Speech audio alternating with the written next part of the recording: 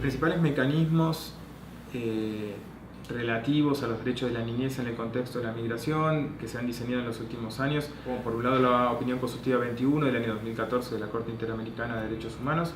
que desarrolla una serie de estándares para el contexto regional en la materia, y por el otro en las recientes observaciones generales conjuntas que el Comité de Derechos de Inmigrantes y el Comité de Derechos del Niño han aprobado entre septiembre y octubre de 2017, ¿no? Con lo que le da también un alcance universal a directrices que en buena medida siguen las desarrolladas 3 años antes por la Corte Interamericana de Derechos Humanos. En cuanto a los principales desafíos en América Latina y el Caribe en materia de niñez en el contexto de la migración, diría por un lado todo lo que tiene que ver con la armonización legislativa en 2 aspectos principalmente. Uno es la introducción de los derechos de la niñez en la normativa migratoria y luego la introducción de las necesidades y vulnerabilidades y problemas específicos que la niñez en el contexto de la migración tiene en la legislación en materia de infancia y adolescencia. Eso supone entonces una reforma institucional, no solo normativa. Luego esa reforma institucional requiere muchísimos elementos para su propia implementación, ¿no? La capacitación de diferentes actores, por ejemplo todo lo que tiene que ver con tutoras de niños no acompañados, abogados y abogadas que provean asistencia jurídica gratuita a esos niños en los procedimientos migratorios, aún en los procedimientos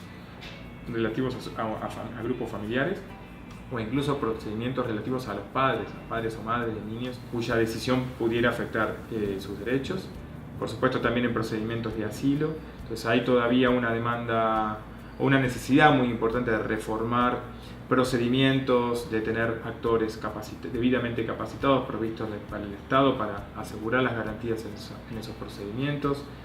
Luego todo lo que tiene que ver con la adecuación de los servicios sociales y la regulación de los derechos sociales para asegurar que el estatus migratorio de un niño o niña o de sus padres no afecte el acceso en igualdad de condiciones a esos derechos. Otro desafío tiene que ver con la erradicación absoluta de la detención, de la privación de libertad por motivos migratorios de niños, niñas, primero que nada, de familias, de grupos familiares e incluso poco a poco de adultos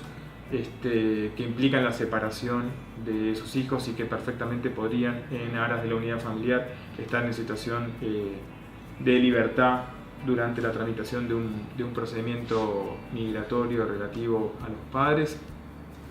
Y en definitiva el desafío central en la región, como también sucede en otras regiones, es el cambio de paradigma, ¿no? Que implica poner a la niñez y a la protección de los derechos de la niñez como prioritario respecto de objetivos administrativos y políticos en materia migratoria.